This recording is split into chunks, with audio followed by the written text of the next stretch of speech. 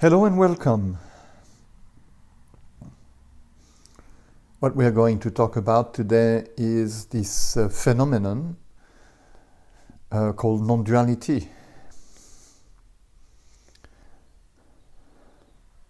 Non-duality, as it really means not two.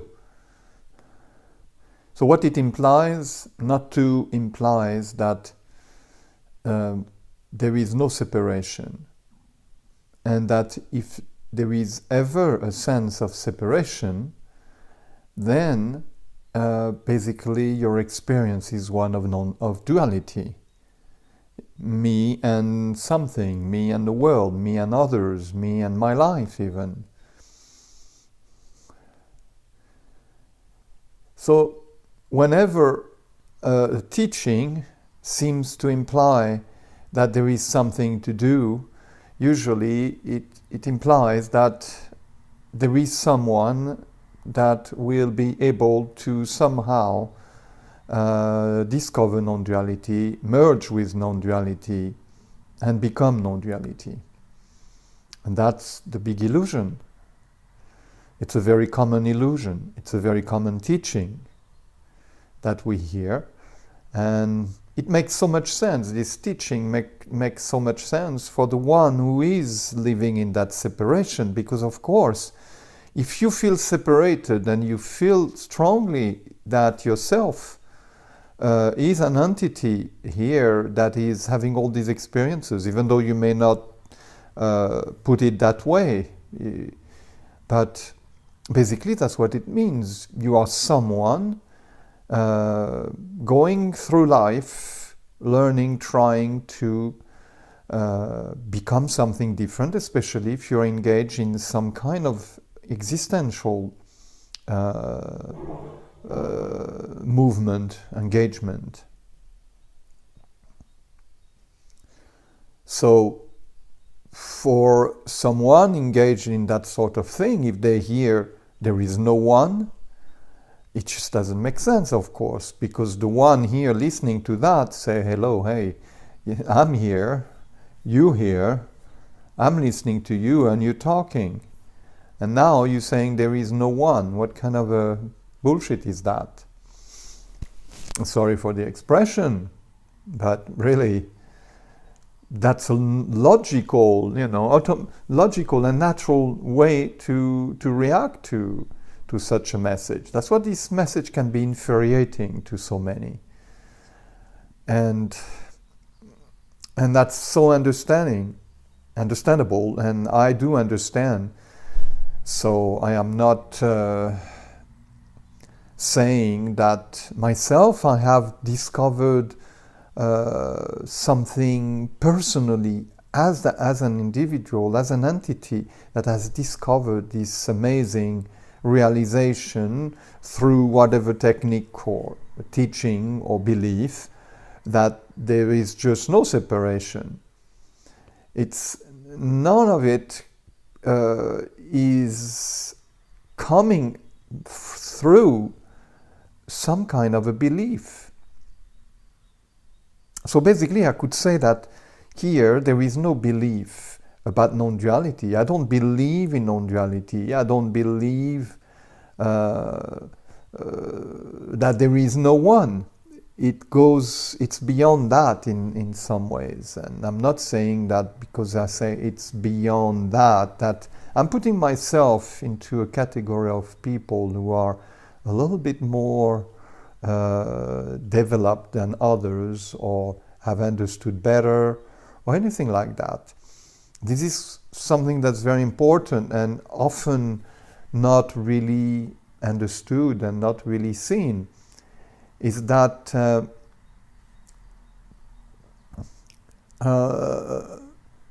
this message is a message that comes through this mysterious realization. I would call it mysterious because it is mysterious. This mysterious realization that there is no one.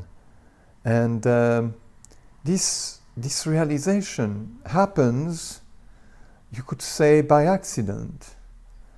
That's one way to put it. It's not exactly it, but it happens outside of your awareness, consciousness, understanding, and outside of your control.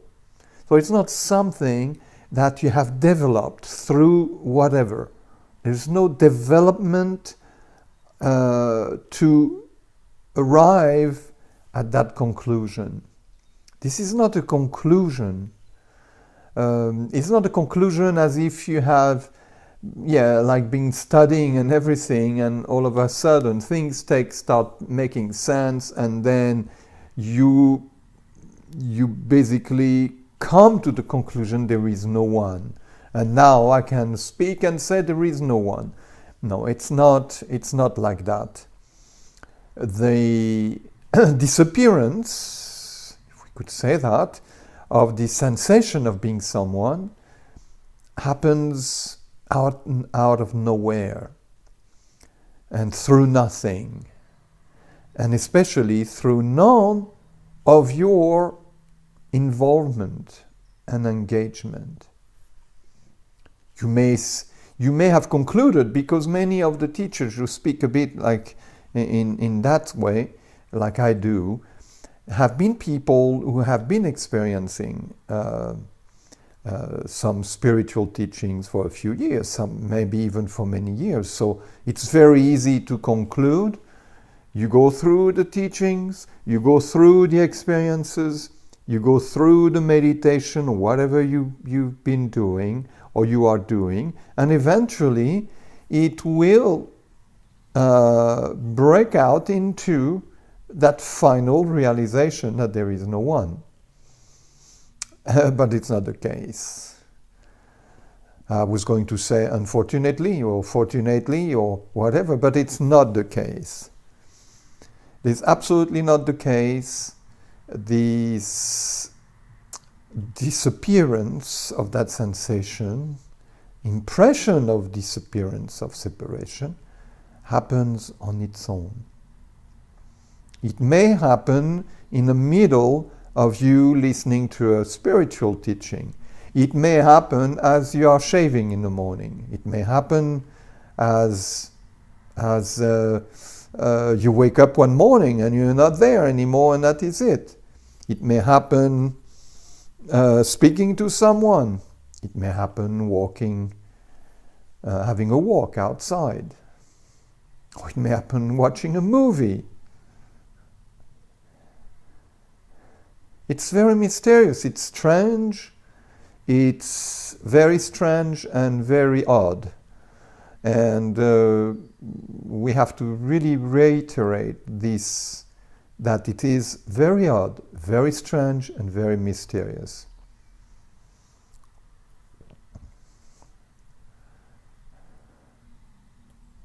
I have mentioned in the past, in my personal life, that actually this realization of that disappearance was made when I was a young teen.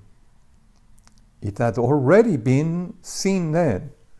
And as I explained again, and I will briefly tell a short story about it, it happened when I was a young teen. It was seen, and yet it was not seen as, oh yeah, liberation. Oh yeah, that is it. There is no one. Now there is liberation. Not that I am liberated, but there is liberation. But at the time, the response to it when it was seen was a very different one. The response, the reaction was one of despair. It was one of shock. It was one of real problematic realization. It was a very, very problematic realization. It left me really, really in a state of despair, because when you live in a world where everything is based on that entity, that everyone is an individual doing all these things, all of a sudden when that is extracted out of you, when that is basically ripped out of you, you don't really see any benefit about it. Or in my case, I didn't see any benefit about it. I saw a loss. What I saw was a loss. I had lost something very important. I had lost me. I had lost myself. And my conclusion was, shoot, what in the world happened to me? What is that? Why am I thinking that way? Why I am having that experience, which I could not even express the nature of that experience. I was not able to say, oh, yes, I realized there was no one. No, that was not because that would be already with some kind of understanding. It was more like, what in the world happened? What's going on? And this reaction, this really remained for a long time, because when this happened, I didn't have any tools to help me understand. I thought that I could find some kind of explanation through the only avenue that seemed to be available to me at the time, and that I was aware of, was therapy. Like, okay, my reaction was maybe there was a problem within my personality. I have lost, maybe there was maybe a disconnection with my personality, and I felt I probably need to do something to regain it, to really regain that, what you could say, control, because when this me is not there, who is in control if you're not there? There's no control, so it can be freaky. It's like, whoa, am I now walking on a wire above the world, and I may collapse and have the greatest fall that ever happened to me. So this became a complete mystery to me. It's something that I kept inside, that I didn't talk about it. I felt there was no way to talk about it. There was no way to express it.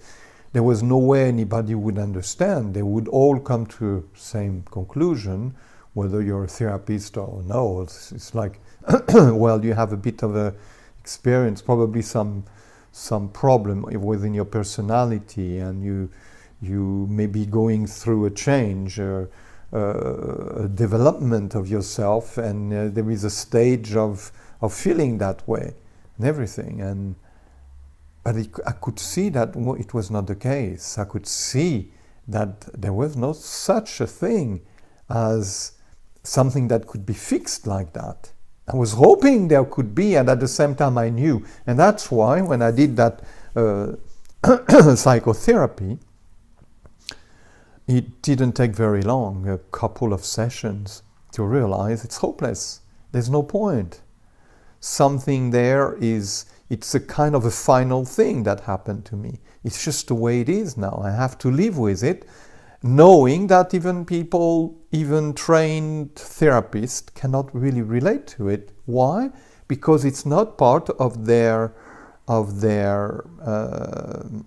list of possibilities when there is a psychological problem. There is no such thing as, oh yeah, this is called losing yourself and being liberated. Not at all. Nobody could. So they could only talk and respond to me according to their training, according to what they have studied, according to what they believed and have experienced through many other people. So this is something that is very odd, this is very strange, this is bizarre as can be, and yet years and years later, when I heard some people talking about that and saying, in reality, there is no self and there's never been any self, and it's just what is, and there is nothing wrong with it. It's just what is. This is what we could, some of these speakers call the natural state. And I realized, okay, that is it. This is just that. This is a natural state. Why it happened to me, I have no idea. I didn't ask for it. I didn't look for it. I didn't strive for it. I didn't even know that there was such a thing that could happen. It just happened, and here it was. So that was really, really an incredible thing, which caused, and I'm going to finish about that story, but what it caused a lot of suffering and despair, depression, confusion, which I know that different people who had also that same experience had the same reactions. Not that you couldn't help but come to those conclusions, and that maybe there was something really badly wrong with you, that there was something wrong within you, within your personality, in your mind, in your brain or something. It was really, really a strange realization. But one of the reasons why I usually talk about that and bring it back is because it shows in reality that this disappearance of the self is not the cause of anything that anyone does. And it's harder for people who have been doing 20 years of spiritual teachings and self-inquiry and meditation and whatever else, to say all of a sudden, okay, realization, there is no self, and no, it has nothing to do with with everything that I've done these 20 years. For the people who are listening to that, they will say, come on, yeah. No, it has to have some kind of connection. But in my case, it makes it simpler for me because there was no such thing. I was not at all involved in meditation, in spirituality, in anything psychological, philosophical, what I describe as a general term as existential. I was just a basic kid, teen, living a basic life, normal life, nothing special. No, I was not like somebody who was searching for answers, not at all. But yet, the realization just happened. This seeing happened. And as I said, which was not what you could say good news, not at all. For a long time, it caused me a lot of confusion, a lot of difficulties, and a lot of difficulties for me to operate really in the world, and in a society and around with people and everything, because I always felt a little bit on the side of things, because I could not relate really to that, because there was no center.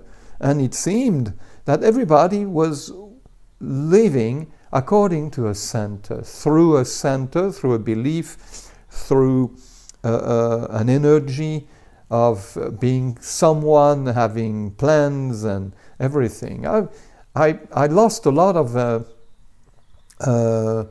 motivation for things, because to be motivated, there has to be someone motivated.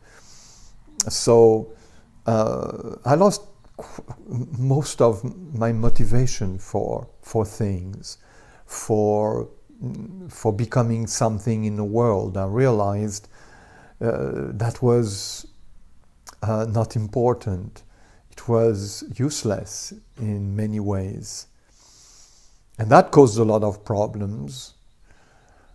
If I had known, if someone had come to me and say, hey, don't worry, man, that's very simple. What happened to you is the self disappeared, and now you're in a natural state. There is liberation, there is natural state. It's all good, all fine, no worries. I would have said, oh, cool, here we go. But no, nobody came, nobody told me that, and I was not even really looking for that. Life was survival, really. I was just surviving now within that experience, within that difficulty. I was just basically surviving, and that was difficult, very difficult. And it's only so many years later that hearing this message from other people just finally solve the problem, and that was it. So it's not that anything happened when I heard this. It was just that all of a sudden there was a clarity about it. Oh, I see. And why was I not able to come to that conclusion myself? Oh, this is liberation. It didn't feel like liberation. Now, in retrospect, because of having heard this message, and yes, I could see, yes, it was logical. Of course, how did I not see it then? But to me, there was a loss, because it was a loss. The loss of me, the loss of being someone.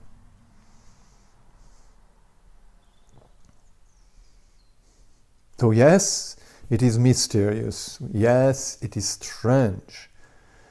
So if you feel like this message gives you strange feelings or reactions, maybe you feel a bit infuriated by this message. Maybe you feel like, what the heck?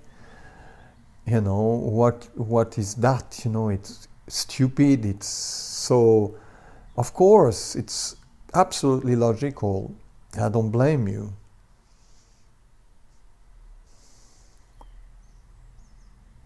And yet, of course, I see there's many people now that more and more people are becoming aware of that message and are being drawn to it.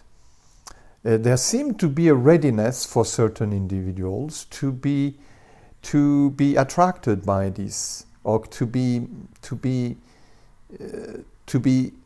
very attracted and impressed, or not impressed, but really curious about this message, while others are not. Others will like it. No, this is stupid. What is he talking about?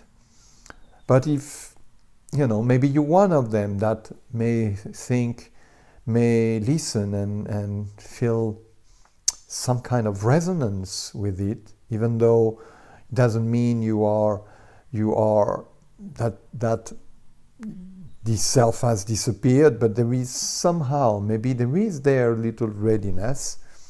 It doesn't mean that by listening more and more and more to that eventually it's going to disappear.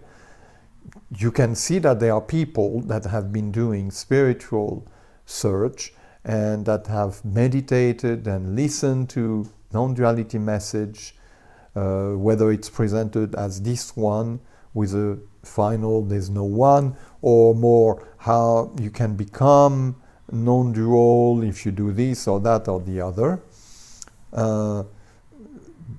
In any case, many people have been studying, listening, and striving towards that, and are still striving and still having, still going at it, and not really coming to that realization. That final, there might be a intellectual understanding, a clarity about it. Oh yeah, there is no one and everything. But if it's the self, the one that is there, that says there is no one, well, the one that says there is no one will keep on going with, after having said there is no one, he will move on forward with more statements, with more thoughts, with more conclusions and everything, and on it goes.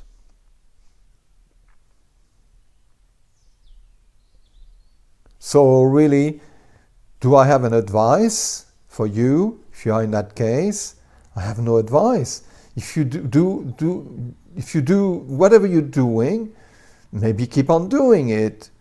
Maybe change if there is you want to do something else. Well, just do it. Whatever happens, you can't avoid somehow doing something, thinking something, believing that you need to stop listening to spirituality or any message, or that you have to meditate 15 hours a day. Whatever you will come will not change anything in that respect. You may have different experiences. It might be different. It might be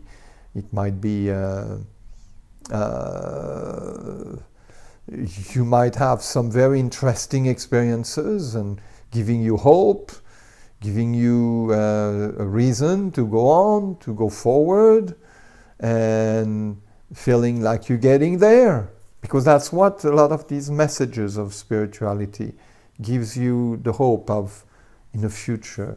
In the future, something will happen. In the future, and maybe not today, but sometime, somewhere, maybe even after this life, you are on the right path, you are moving forward, and you will eventually reach that. You could say that when death of the body occurs, what happens is this energetic sensation falls away with it, because in reality there is no such thing as you here now, and there won't be any you then.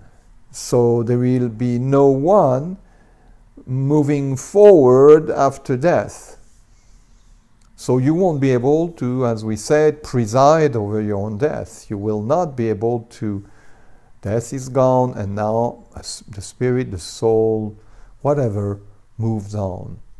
It might be very bad news or a very negative conclusion for the ones who are especially believing in those things. And I used to be one of these, because I used to be a Christian after this realization and a lot of suffering, and I felt so alone and so lost and confused. And I met some Christians, and I was in desperate need of a better, a more structured life, because, as I said, I had lost motivation for things. And so that Christian message, somehow, I kind of took it in to create a new structure within me, and for me to be able to go forward in my life with some kind of structure.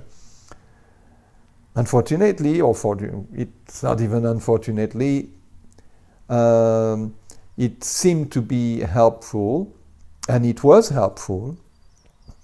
It relieved the pressure of the confusion of feeling, of having that sensation of being, that there was no center within me, no structure. So that helped me in that way. But it never helped me to come to grip with that, the mystery of that realization. Not that I have worked out the mystery. It's just, it's different. I have not worked out the mystery and everything. It's just that it's okay now. I have made peace with that mystery. It's just like, it is a mystery. I have no idea how these things work, why one, it falls away the self and the other guy doesn't fall away. Why it falls away during a spiritual retreat, or as you're shaving, or as you're walking out. I have no idea. I can't say. I have absolutely no idea. I just know that's how it is. here, within this living organism, this is it. It's simple, it's clear, it's final, and there is no striving about anything. And I know that many people, many spiritual teachers or spiritual people who are engaged in spiritual teachings one way or the other, that it can be very infuriating, this message. There is no one and there is nothing to do, because the whole spiritual the whole spiritual messages is about moving forward to discover that spiritual experience. You don't have people who are engaged in a spiritual teaching and process that will say there's nothing to do. Because if you go to your spiritual center, listening to your spiritual guru and say, there is nothing to do, there is no one here, it's over, those guys would say, yeah, I understand what you're saying, but this is not the end. This is just a stage. They will tell you it's a stage, and you're going to need to go through the next stage. In other words, hold on to yourself, don't let go, and move on forward with whatever next step is in store for you. Now, I have nothing against spirituality. You may think that I'm speaking a lot about it and that I don't like it. It's not the case. There is no difference for me with spirituality or going to the bar and drinking or smoking dope or whatever. To me, there's no difference with whatever the self is engaged in, whether it's being philosophical, psychological, doing a therapy, doing this, doing that, or trying to be the best in your life and the nicest and coolest man on earth. There's no difference. So I'm not judging this. I'm not judging anything actually at all. I'm not judging whatever people are doing. People are doing just what they're doing. They can't help but do the thing they're doing. They are doing, because if they could help it, they would do something else. And sometimes you might do something else, and you might think, it's me, I decided to. But the interesting thing is, whenever you seem to change the course of your life, you may think, this is me, I decided, I made the choice. But the choice came before you decided to make the choice, if it makes sense. This is what some neuroscientists have discovered, have revealed, and have proposed, that whatever choice or whatever we think, whatever we do, happen before that realization, that awareness of that thing. It's always before, and then the mind starts taking what came as it's me. I am doing that. But the thought didn't come from you. The thought came from outside. The thought came from culture. It's also something that is natural, automatic. You cannot do anything about it. It's just how it is. Simple, and that is it. So this is this message.